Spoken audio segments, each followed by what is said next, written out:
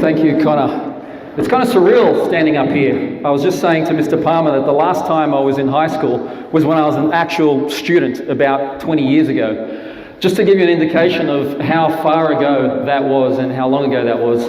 Back in my day, it kind of sounds funny saying it, but back in my day we actually didn't have mobile phones or anything like that. We had this thing called a landline, and you actually had to stay at home waiting for the phone to ring. And when people called, you had to do this thing, and it went like this. Hello? Who's this? Because you never knew who it was. And back in my day, you actually didn't have Spotify or streaming music or anything like that. We actually had this thing known as a Sony Walkman, and we had to make mixtapes for each other if we wanted to listen to different songs. That's how long ago it was. And I actually remember thinking, when I was in about year 7 or 8, I remember being in the backseat of my parents' car, and I'd be driving home from the city, and I'd just be daydreaming. And I used to ask myself what I wanted to be when I grew up, because I actually didn't know at the time. And I thought that my whole life was going to be that guy that I saw in a suit. I used to see the guys in a suit with a briefcase walking down the road, and I didn't know what they did for a living, but I thought if I could just be that guy, they look really important. And if I could just make like $100 a day, then I'd be set for life. I'd have enough money to play arcade games and stuff, and I'd have a great life. So obviously I didn't really know much about life back then. And right now, being here in front of you, I've lived probably about 20 years since I graduated in 1995. Raise your hand if you were even born in 1995. No one. So that's how long ago it was. So just imagine right now, in 20 years' time, you're going to be 36, 37, 38 years old. And some of you are going to get asked back to Smith Hill High School to say, what are your nuggets of wisdom that you've learned over the last 20 years? What do you think you would say in 20 years' time? Obviously, there's so much things you could possibly say. And when I was trying to think of, the life lessons that I could potentially impart, there were so many things I could go through. I put a Facebook post up about a few days ago, just asking people, if you could go back in time and say to yourself in year 11 and 12, something you wish you'd learned but didn't, what would it be? I got 100 comments from different people saying all the things they'd wish they'd learned. And that's why when Mr. Palmer asked me to actually come and speak today, even though I don't get paid for this and it's taking time out of my schedule, and I took the train, in all honesty, all the way from the city to here. But the reason I did that is because I know that you're at a really crucial point in your life. I know that there's a lot of stress to get the 99.9 ATAR and all of that stuff. And maybe not, I saw a laugh down at the front. Maybe 85 would be good enough. But I know that there's a lot of stress and pressure, and perhaps if just one person, 5 people, or a dozen people out in the audience today out of 250 people takes just 1% of what I'm saying and helps change the trajectory of their life, I thought that it would be worth it. Because I know that just a few tips when you're early on in your career and in your life, and I think this is the perfect time to do it right now, can save you a whole bunch of time, energy and money in the future. A whole bunch of time, energy and money in the future. So instead of giving you like the 50 different tips of all the Facebook comments I've got or all the things I've learned over the years, I really didn't want to overwhelm you. But what I did want to do is just give you 3 major tips. And these tips would help you not only in your career and finance and money, but also relationships, health, any area of your life as well. This is going to be a little bit of an interactivity kind of a speech as well. It's not going to be just sitting here and listen to this Asian guy on stage. I do want to have some interaction if possible. So raise your hand if you're kind of excited to learn what those 3 tips might be. All right. A begrudging yes from 80% of you. Raise your hand if you're just happy not to be in class right now. That's you? Not really. Everyone's very conscientious. And last but not least, who's not going to raise their hand no matter what I say? That's you? All right. 2 people. So I want to take you back to when I first got into Fort Street High School. So this would have been around 1990. I was in Fort Street High School, and I was in year 7 at the time. Fort Street High School is a co-ed school, selective school in Petersham in Sydney. So similar to this school in a lot of ways. And selective schools, what I discovered over the years, means that you were really, really smart in year 7. and not necessarily all the way to year 12, because they only test you once, right? I'm assuming they only test you once. If you get really bad in year 10, 11, 12, they don't like kick you out. You just stay there with your bad marks, and that was it. So I was really smart in year 7. Year 8, I was still smart. Year 9, though, I became a smarty pants. I thought that I would outwit the system because I realized, hang on, if it's all about getting this TER, back in my day it was TER, not ATAR, anyway, same thing, out of 100. If it's all about getting this TER, year 11 and 12 counts towards my TER, but in actuality, year 7, 8, 9 and 10, all those marks I get, they don't actually count to year 11 and 12. So I thought, hang on, Cham, let's not study for the next 2 years. Let's just start studying really, really hard when it matters in year 11 and 12. And I remember my careers advisor came to me in year 10. His name was Mr. Griffiths. And he said, Cham, I see that your marks were really good in year 7 and 8, and in year 9 they started to slip, and now they're really bad in year 10. What's going on? And I said, don't worry, Mr. Griffiths, I got this under control. Because year 11 and 12 counts towards my TR. All these marks, they don't matter, so I'm really going to pull my socks up in year 11 and 12. But obviously what happened was, by the time that came, I had really bad study habits, and I didn't realize that the way you practice is the way you perform. The way you practice is the way you perform. I can't pretend to practice playing basketball really badly and on game day just expect that it's going to be awesome and I'm going to be doing layups and alley-oops and all that stuff. It's not going to happen. So the same thing happened. In year 11 and 12, I thought I'd just pull my socks up, but that didn't happen. I didn't have the study habits. I wasn't in the study groups, and obviously some stuff that I learned in 7, 8, 9 and 10 I needed in year 11 and 12, and consequently I got a really poor mark. I remember when I got married last year, my best man in the wedding speech, he said, I don't know if you're aware, but Cham got 100 in his TER. 100. 49 the first time he did it, and 51 the second. So I repeated year 12. And I thought maybe if I tried really hard the next time, I did a 1-year TAFE course known as matriculation, and it essentially means you're repeating year 12. I thought I'd do better. I didn't do much better because I only got 51. I got really distracted because it's close to Chinatown in the city. I got distracted by the smoking, the drinking, the gambling, and consequently I didn't study at all either. So just on a tangent, can you turn to the person next to you and say, this is going to be a tangent? It's going to be a tangent.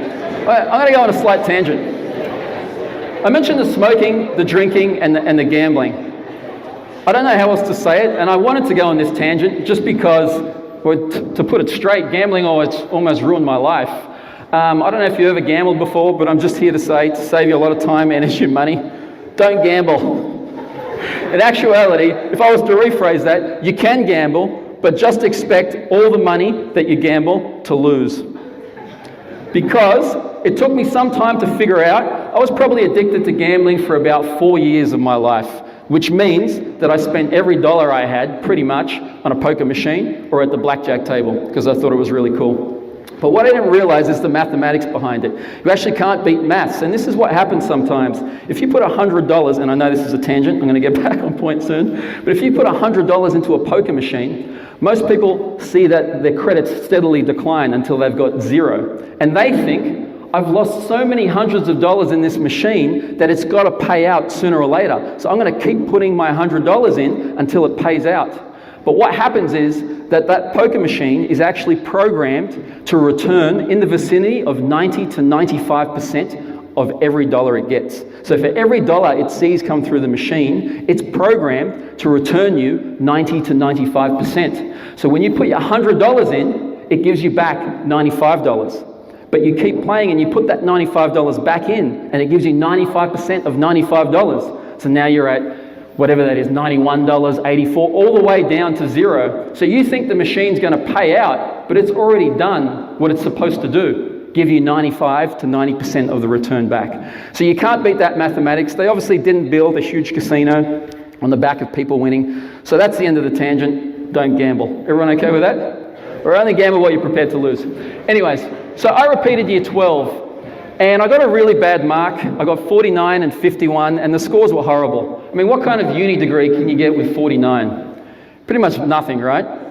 So that's what I did. So, and it wasn't because I was really stupid, but one of the 3 major things I want to talk to you about today is the 3 things you need to master in your life. And that's the 3 parts of your body, which is, in actuality, your heart, your head, and your hand. Your heart, your head, and your hand. And the first one is your heart. And what I'm here to say is that when it comes to your career, you really want to find a goal that inspires you.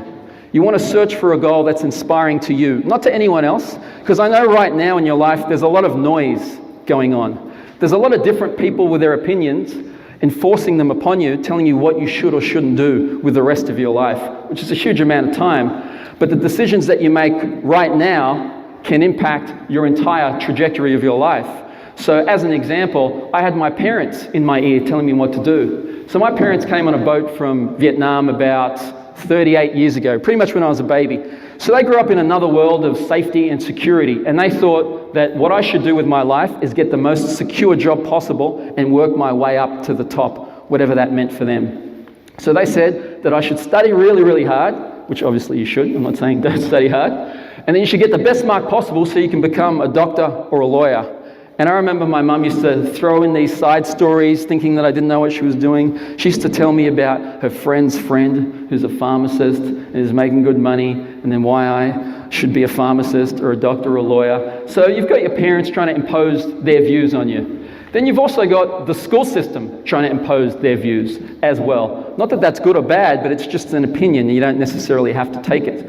So as an example, I remember being really lost and confused in high school because I had this book in my hand. And the book was the university admissions book. And I thought my whole life that lay before me was somewhere in this book. Like, these are the only things I could possibly do with my life. Like, if I get 80, well, obviously I'm going to do the best uni degree I can with 80, so I should do, science or whatever that gets you. Then 85, maybe I could do IT. 90, I could do business. 98, I could become a lawyer. 99.9, I become a doctor. But that's all the options you have in your life.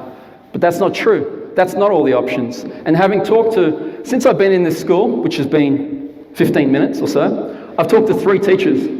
And every single one of them, without speaking to each other, have told me the same thing, that there's a lot of pressure and anxiety sometimes put upon by yourself to get that perfect score. But later on, I'll just let you know that that's not true at all. It's not a marathon. So it's not a sprint, it's a marathon. So don't think that your HSC is the be-all and end-all. It's just where the race begins, not where it finishes. Anyways, so I got really, really bad marks. You've got your parents telling you what to do. You've got the school system telling you what to do. And you've also got friends. And the peer pressure part, I can clearly recall in high school, is huge. Sometimes you're focused so much on the short term, just fitting in, being cool, what do you look like, how many likes did you get on that last Facebook post or whatever it is. You're more concerned in that short-term goal, as opposed to the long-term factor of what are you going to do with the rest of your life. And I just want to let you know, for the people that perhaps I'm going to speak to, for the people that don't feel like they're fitting in, don't really worry about that too much. I remember going to my 10-year reunion, and the funny thing is, all the cool kids were no longer cool because they had relied upon their coolness in high school. But when it came to merit in the real world of actually intelligence and doing stuff, getting things done, they couldn't really participate. So it was a pretty sore sight. And all the quote-unquote nerdy kids were more successful. So what I'm trying to say is, if you're not cool, don't worry about it. It gets better for you. But if you are cool, don't rely on that, because that coolness thing wears off. And no one cares about how cool you were when you first start your actual job. I remember having a really tough time in high school. I remember having a lot of acne and just ruining my self-esteem. I remember it was so bad once upon a time. I remember looking at my face in the mirror and spitting in the mirror out of disgust for myself. That's how upset I was. That's how bad it was. I remember thinking to myself, will I ever get a girlfriend? Relationships was just so far and away of what was possible. I remember in year 10 and year 12, I went to the formal. And I went to the formal by myself. And it wasn't because no one had said no. It was just because I didn't even have the courage to ask anyone. And that's how bad it was as well. So what I'm trying to say is, don't think about the short-term fitting in part. Think about the long-term, what you're actually going to do with your career. And when it comes to your career, the best phrase I could possibly give you is copy first and then create later. Copy first and create later. This is the same for studying, for business, for anything that you want to achieve in life. Just copy what someone else is doing first and then create it second. So as an example, I've spoken to so many people that have finished university and I ask them why they did their degree. And most of them, it's because that's what their friends were doing, or that's because of the mark that they got. That's what their parents thought they should do, or because they didn't know any better. But then you go through 3 or 4 years at uni, racking up a massive HEX debt, which, by the way, you have to pay back. You only have to talk to someone who's just finished uni to realize how much of a chunk of your pay HEX takes out. But they do all this work, 3 or 4 years study, in something that they don't really love. It's not something that inspires them, only to start working in it and then thinking, I actually don't want to be an accountant. This is really boring, doing credits and debits all day. Or I really don't like IT. I did an IT degree. And a lot of my friends have dropped out. But then that cuts about 5 years off the course of your life. So a little bit of thinking now about what it's actually like to be an accountant, what it's actually like to be in IT, or what's it actually like to be a doctor can save you a heck of a lot of time up front. Because if you fast forward to the future, I know some of you aren't even paying attention right now. I know some of you think, oh yeah, don't worry, I'm just focused on the ATAR. But the time will come in 5 years' time when you're 5 years older. That's 100% going to come. And when that time comes, you don't want to be that person that said, I should have listened to that Chinese guy on stage and thought about what it's actually like to have this job, because it's not what I thought it would be. So with work experience I thought was kind of a waste of time when I was in year 10. I remember doing work experience in 2 places. Number one, I went to the Australia Post to do work experience because I was so lazy. I just took whatever was available last minute. And I remember going on a mail run with a post office worker. And at the end of the mail run, he said to me, hey Cham, what did your parents say when you told them you wanted to be a postie? And in my mind, I was thinking, I hate this. I don't want to be here for 2 days, let alone my career. But that's not what I said out loud, obviously. And I remember doing work experience at the bank and thinking the same thing, like, this isn't really inspiring. Is this what life's about? Just tapping on your computer, helping Commonwealth Bank make even more money for their shareholders? I just didn't see a purpose. So what I'm trying to say is you need to copy a model that you think, I would really love this job. I love what they do 9 to 5. I love where the career progression goes. I love the amount of money they're paying me. And I love what I do day in, day out, the people I hang around with. Once you've got that clear image, then that's worth going for. Otherwise, I believe you're in for a rude awakening later on down the track. So that's my first tip, that to lead with your heart and search for a goal that inspires you, and copy first and create later. I know that's a lot of information. Maybe just turn to the person next to you in groups of 2 or 3 and just share one quick thing that you've learned. One quick thing that you've learned for about 10 seconds.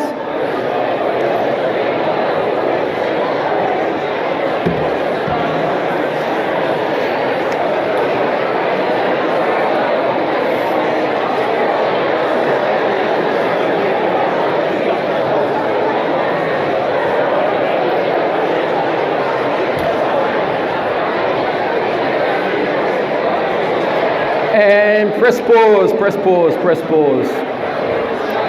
Press pause. The second thing I want to talk about today is the head. The second thing I believe you need to master. And it's all about education, but not necessarily traditional education. Because what I found to be true in life is this, that when it comes to learning, traditional education will make you a living, but self-education will make you a fortune. Traditional education makes you a living and self-education makes you a fortune. Raise your hand if money is something that you want to acquire in your life, if that's important to you, if money is important. Okay, so pretty much for everyone. What I've learned is that the people who have the most money also have the most knowledge. They say that knowledge is power. They also say that readers are leaders, if you ever heard that term before. Someone asked Elon Musk, the founder of Tesla Motors. Someone asked him, how did you become so smart? Because he knows about building rocket ships and all this other stuff. And Elon Musk's answer was, I'm smart because I read books. Because he reads books. And that's something that I kind of stuck with me throughout my life. I remember when I was in probably 20 years old or so, I used to stay up late at night being really lost and confused. I remember watching this whole bunch of infomercials. And all these infomercials came on the screen, and I remember there was this one particular one that caught my eye. It was the one by Tony Robbins. Raise your hand if you've heard of Anthony Robbins before. He's a motivational speaker. He's this big American guy with big hands and big teeth. And he used to come onto the screen and say stuff like, how fast can you change your life? Like that, in a heartbeat. And I used to think to myself, wow, that's a really bad American accent. And I used to think, yeah, right, and how convenient, you're actually selling something. You're selling this CD set for $300. And I used to dismiss it. But night after night, a funny thing happened. And I think it kind of just wore me down. And these thoughts started to pop in my head. And I thought to myself, you know what, Cham, this guy's probably full of it. But you know what, he's got a lot of testimonials there. He's got Andre Agassi, Hugh Jackman, Serena Williams saying this stuff works. And I thought, what if what he's saying is actually true? What if I could actually change my thoughts, change my feelings, and therefore change my results I was getting in life? So I made the decision that day because he had a 30-day money-back guarantee. So I thought, if it doesn't work, I'll just send it back and I get my money back. I decided to spend $300 on this CD set. It was kind of embarrassing though, because I thought this is a weird thing to do, to spend money on education for myself, especially with this American guy. So I used to hide it under my bed and only listen to it when no one was around. But when I finally started listening to it, this light bulb went off in my mind. And it was the first time that I actually realized that you can have the gift of imagination and you can imagine a better life in the future. Change your thoughts. As corny as it sounds, I know, but you can actually change the way you think. Therefore, change the way you feel about things, take different actions, and get a bigger result in your life, no matter what it is. If you want 8 investment properties, if you never want to live again, if you never want to work again for the rest of your life, not live again, strike that last one. You can probably do that, it's not a worthwhile goal. So you can achieve all of those things with this gift of self-education. Once again, just to hammer home the point, I believe strongly that traditional education will make you a living and self-education makes you a fortune. I remember there was one day where the trajectory of my life had completely changed, and it was on New Year's Day. A friend had lent me a book called Rich Dad, Poor Dad. Raise your hand if you've ever heard of that book, Rich Dad, Poor Dad. It's something that I highly recommend you read. So here's how it goes. In the book, the author Robert Kiyosaki, he says he had 2 fathers. His poor father was his real father, and he was a professor at school. And his poor father said, you should study really hard and you should specialize and work your way up in a specialized set of skills so that people have to pay you a lot of money because you're the only person who knows all this stuff. That's what the poor father did. Keeping in mind, he was poor. The rich father was the friend's father, and the rich father said, you don't want to learn one specialized skill set. He said, what you need to do is be a generalist and learn about many different things. And if you want to make a lot of money in life, you have to do one of 2 things. Number 1, you have to invest for a living, like Warren Buffett, one of the richest people on the planet. Or number 2, you have to create a business. And the reason business owners are so successful or can make so much money is because they rely on systems and they add a lot of value. So what I'm here to say is, if money is at the top of your list, for whatever reason, not that money is everything, but I know it's important for a lot of people, you can only kind of achieve, I was going to say an S-load, but you can only achieve an S-load of money doing investment or starting a business.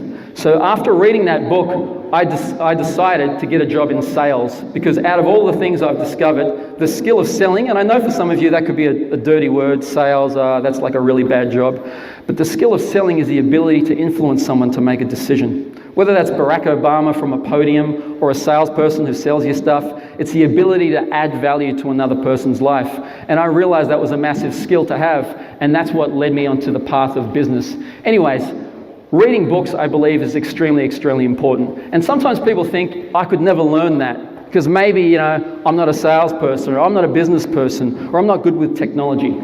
So as an example, I used to believe that I was never going to be good with computers because my brother, I've got an older brother, he used to load up all the computer games, and all I ever used to do was just play them. So I thought I was really bad with technology. But I'd like to impart a kind of a secret upon you, because today I believe I'm extremely good with computers, but the secret is this: I'm not good with computers just because I was born Chinese.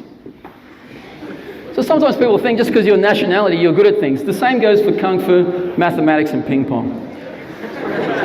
So I actually had to learn all these things. So I know it's a funny point to make, but what I'm trying to say is everyone starts from zero. And if a thing is humanly possible, and this is a quote by Marcus Aurelius, the Roman emperor. He said, if a thing is humanly possible, consider it within your reach. If another human being can learn something, I believe that you can as well. Which means if they can achieve something, you can attain a similar level of success as them.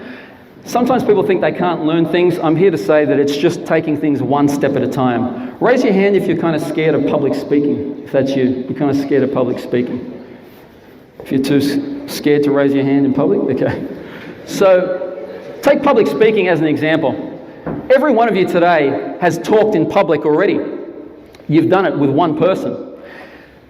The quote goes by Henry Ford, nothing is terribly difficult when you break it into small pieces. Any goal that you want to have is possible if you just do it one step at a time. Public speaking is no different. I could start just by speaking to this guy here, and it's just me and him. And that's not weird at all, maybe just a little bit, but it's not awkward. But then if I just speak to these three people here, sitting down, that's not kind of weird either. But now I'm public speaking. If I do it standing up, that's just one little step. So what I'm saying, if something's too difficult for you, it only means that you haven't broken it down into a small enough piece yet.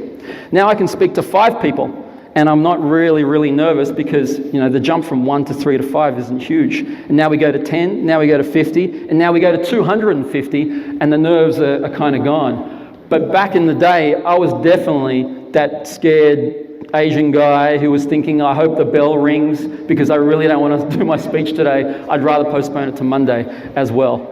So that's the second tip I had. When it comes to your head, the second most important thing, that you really want to educate yourself and remember that traditional education will make you a living, and I believe that self-education will make you a fortune. Just turn to the person next to you in groups of 2 or 3 and just share for about 10 seconds of what you learned in that last part.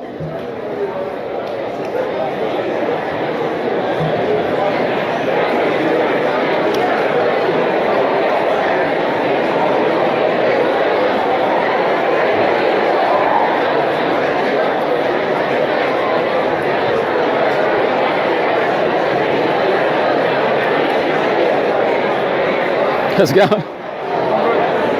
right, press pause. So the last thing I'd like to share with you in like the 4 minutes I got left is a bit on failure. Because a lot of people are scared to fail, especially with your HSC results going to come up in the next year or two. A lot of people want to avoid that failure because they think they need to be perfect, and there's a lot of anxiety and stress around that. But failure is just feedback, or like I like to say, what I believe is failure is a checkpoint on the path to success. And I'll share with you my story. I believe I have a lot of failures in the last 20 years, lots of different jobs I've tried. I remember when I was in high school, my very first job interview I went for was a job at McDonald's.